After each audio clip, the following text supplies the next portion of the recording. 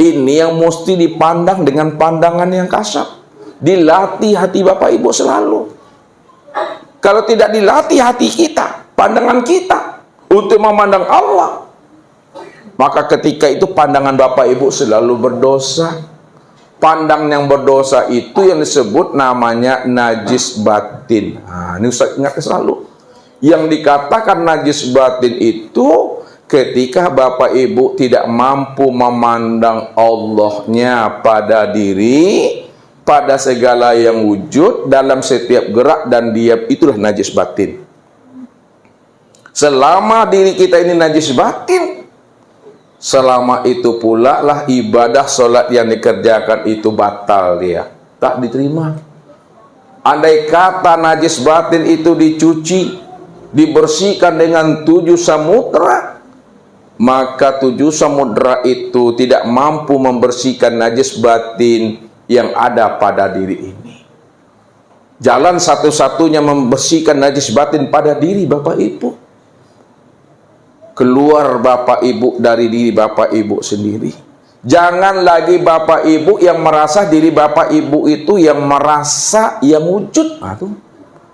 Jangan Bapak Ibu yang merasa diri Bapak Ibu itu yang melihat, yang mendengar, berkata, mengetahui, berkuasa, berkehendak, dan hidup.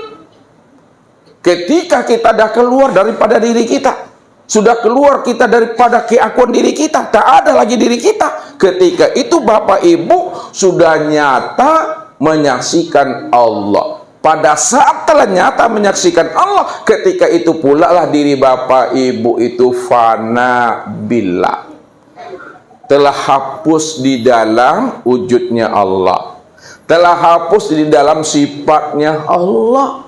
Kalau setelah hapus wujud kita ke dalam wujudnya Allah, telah hapus sifat kita ke dalam sifatnya Allah, maka ketika itu disebut namanya baqo billah. Jadi baqo itu prosesnya dari fana. Fana dulu baru baqo. Orang tidak akan pernah bisa baqo tanpa melalui proses fana. Nah, lihat fana, fana billah, kemudian baqo billah.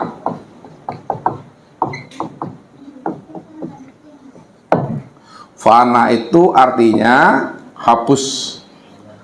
Sudah hapus wujud dan sifat kita ke dalam wujud dan sifatnya Allah. Itu maksudnya. Hapuskan keakuan wujud nih, hapuskan keakuan sifat kita ke dalam wujud dan sifatnya Allah. Kalau telah hapus wujud dan sifat kita ke dalam wujud dan sifatnya Allah, maka disebut namanya fana billah Bapak Ibu. Artinya fana billah. Kalau sudah terjadi fana billah itulah yang akan menghantarkan kita kepada proses baqo billah, berkekalan dengan Allah. Udah berkekalan namanya. Tidak ada diri Bapak Ibu lagi di situ. Sudah lebur, sudah lenyap, telah hilang ke dalam dirinya Allah itu. Ketika telah baqo billah Bapak Ibu, maka disitulah nyata Allah senyata-nyatanya di situ. Udah wujud Allah namanya itu.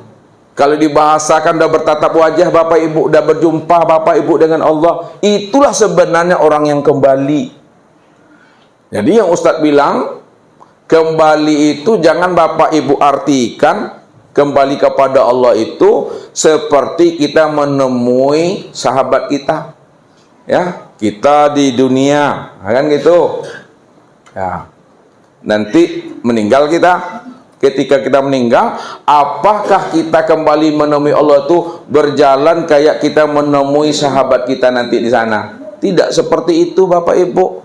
Kalau bahasa syariatnya kembali, ya seperti itu. Pak Wan dengan Pak Jul dari Padang ke sini. Dari sini tentu kembali lagi ke Padang. Secara syariat benar prosesnya. Benar contohnya, tapi contoh yang sebenarnya untuk kembali kepada Allah bukanlah seperti kembalinya Pak Wan dan Pak Jul ini kembali ke Padang. Tidak seperti itu maksudnya. Makna kembali kepada Allah itu yang sebenar-benarnya Bapak Ibu, pada saat Bapak Ibu telah mengenali akan diri. Ketika Bapak Ibu dah kenal dengan diri Bapak Ibu telah betul-betul fana. Ketika diri Bapak Ibu telah fana, ketika itulah Bapak Ibu telah kembali kepada Allah. Maksud kembali kepada Allah, sudah menyadari sesadar-sadarnya, sudah paham sepaham-pahamnya bahwa Allah itulah yang diriku inilah yang nyatanya wujud Allah. Jadi Allah yang mengatakan akan dirinya sendiri. Kalau Allah yang mengatakan akan dirinya sendiri, akulah yang Allah, maka tidak ada siapapun yang bisa protes kepada Allah, karena Allah yang mengatakan dirinya Allah. Tapi kalau Bapak Ibu yang mengatakan diri Bapak Ibu yang Allah, banyak orang yang protes di Bapak Ibu. Kita dikatakan kita kafir. Itulah makna kembali. Jadi makna kembali itu sebelum habisnya usia umur. Makna kembali itu sebelum ajal, sebelum mati. Jadi makna kembali yang sebenarnya sudah menyadari sesadar-sadarnya bahwa diri kita tidak ada, yang ada hanya Allah. Itulah kembali itu. Tapi pulang alun Bapak Ibu ya. Kenapa alun pulang kembali ialah alun masanya. Kalau sampai masanya barulah sempurna pulang dan kembali. Itu baru makna pulang dan kembali. Ketika ada sempurna pulang dan kembali, apakah Bapak Ibu akan mencari Allah di situ lagi? Enggak, karena Allah yang Bapak Ibu cari itu sudah nyata pada diri sendiri. Diri sendiri ini bukanlah nyatanya diri Bapak Ibu, tapi diri sendiri ini nyatanya dirinya Allah. Itu yang Ustaz maksud. Kalau udah paham kita, dijelaskan juga lagi, ditanya juga lagi, maka yang jelas tadi makin tidak jelas dia. Maka cukup diam supaya jelas. Ya, cukup dipahami, cukup dengerti. Maksudnya apa? Hentikan pikirannya, hentikan hati ini, hentikan perasaan. Kalau akal, pikir, hati, dan perasaan sudah dihentikan, ketika itulah Bapak Ibu sudah menikmati. Itulah dia maksudnya.